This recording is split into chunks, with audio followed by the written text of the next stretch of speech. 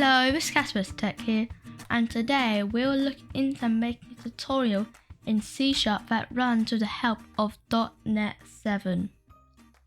Let's get terminology out of the way. C# is a general-purpose cross-platform programming language. .NET is an ecosystem that surrounds C#, including running it. First, let's move to a folder where we would like to create our project. Now let's check which SDKs we have installed.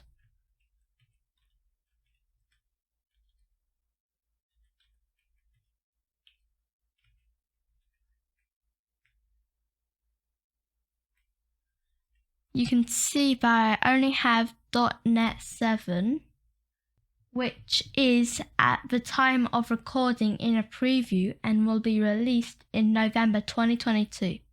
If you have any other versions or get an error, please check in the description for how to install .NET 7. Now let's create a new project.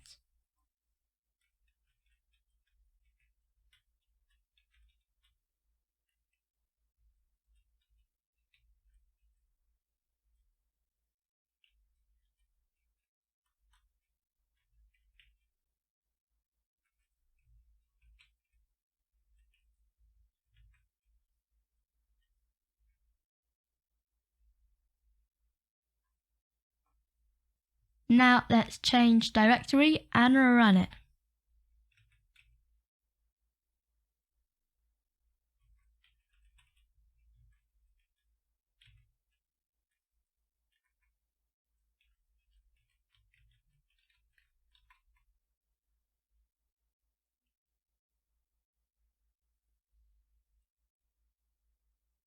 Congratulations, you have just run the most famous program in the world, since it was first used as an example by Brian Cunningham in 1972.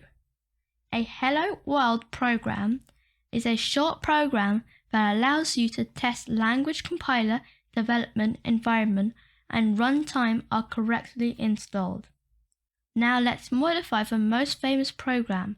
Open your favorite editor. I will use Visual Studio Code.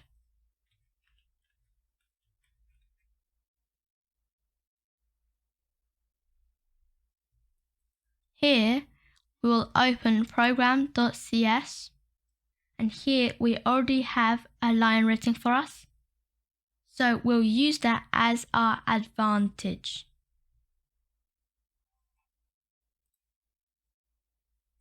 Now let's change Hello World to Casper Does Tech. By the way, here we are just asking Console to perform WriteLine, which effectively allows outputting text in the console.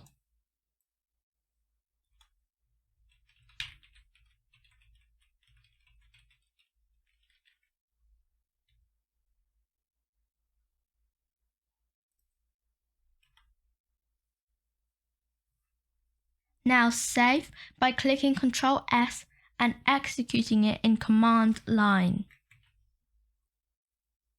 So now we'll go to terminal and new terminal. Down here we will write .NET run.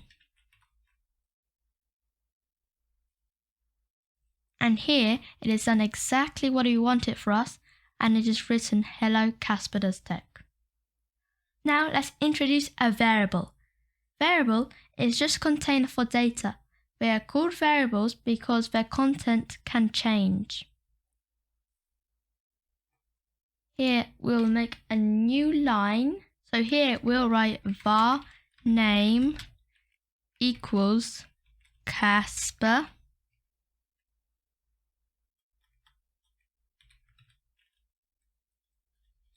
We'll also put in speech marks, as this is what it will do for us, and semicolon at the end. Var here just means that .NET can detect the type from the value, which is a string. Now let's make use of it. Here we'll delete this and instead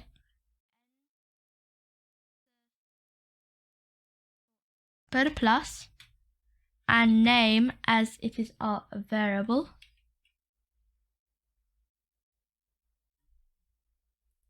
Now we'll save using Control S, and we'll just type in .NET run.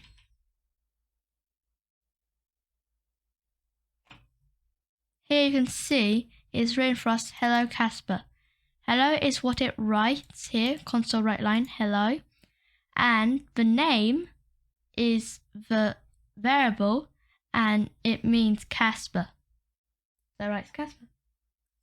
This code will always produce the same text everywhere. To avoid this, we can ask for a name.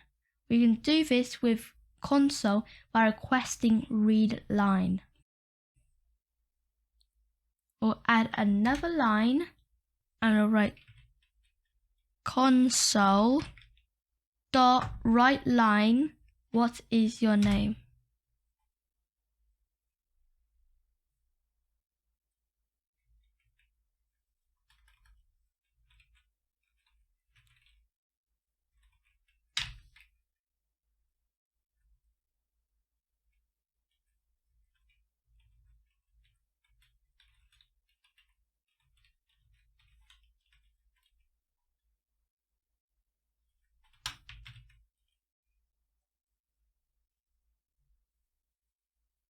And we'll put a semicolon to end it. Here's a Casper, we'll delete this and instead write Console.ReadLine.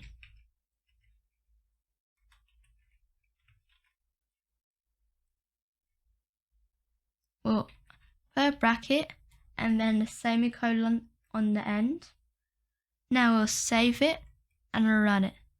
Here we can just press up and it'll copy our previous text.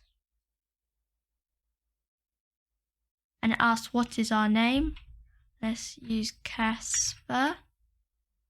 And it'll say hello Casper. Now we can do this with any name. For example, let's just do for example Sam. And it says hello Sam. Now we can extend this by asking for a favorite color. So first we'll copy and paste this using Control C and Control V. Here, what is your name? We'll put to what is your color? What is your favorite color?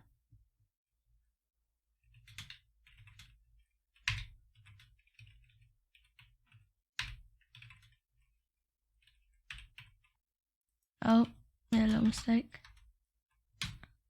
And here we don't want it interfering with the variable above, so we'll change this variable to color.